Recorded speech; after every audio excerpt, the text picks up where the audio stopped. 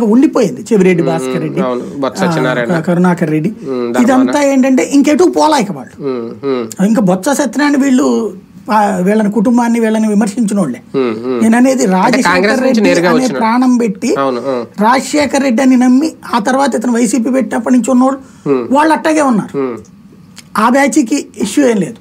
తర్వాత మధ్యలో వచ్చినటువంటి వాళ్ళు ఉండొచ్చు, వెళ్ళిపోవచ్చు. పారసారథి కాంగ్రెస్ అయిపోయిన తర్వాత ఇటు వచ్చారు, అయిపోయింది, అక్కడ అవకాశం దొరికింది, వెళ్ళిపోయారు.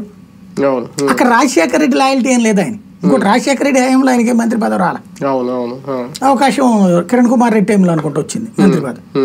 అట్లాగా లెక్క చూసుకుంటారు, తమ ఫ్యూచర్ ఎవరికాడు చూసుకుంటాడు అంతే.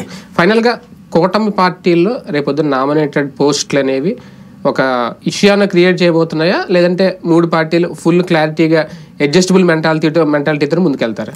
మీకు 5 సంవత్సరాల పాటు కూడా కూటమిలో ఎవ్వరూ కంప్లైంట్ ఉండదు.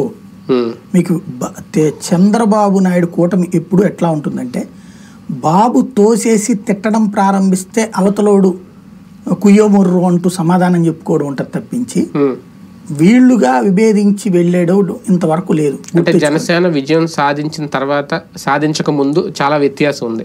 100% విన్నింగ్ అనేది ఒక క్రెడిట్గా వాళ్ళ ఖాతాలో వేసుకున్నారు.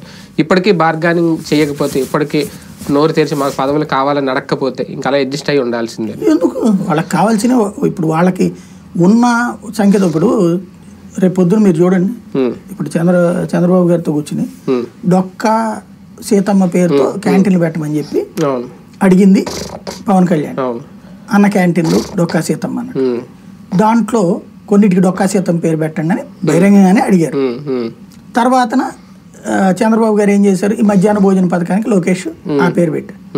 ఇప్పుడు అదే పవన్ కళ్యాణ్ నోట్లో నుంచి నేను కావాలని ఏమన్నా కొన్నిటికి అన్న క్యాంటీన్లకు పెడదామా ఇది అని అడిగారు చంద్రబాబు.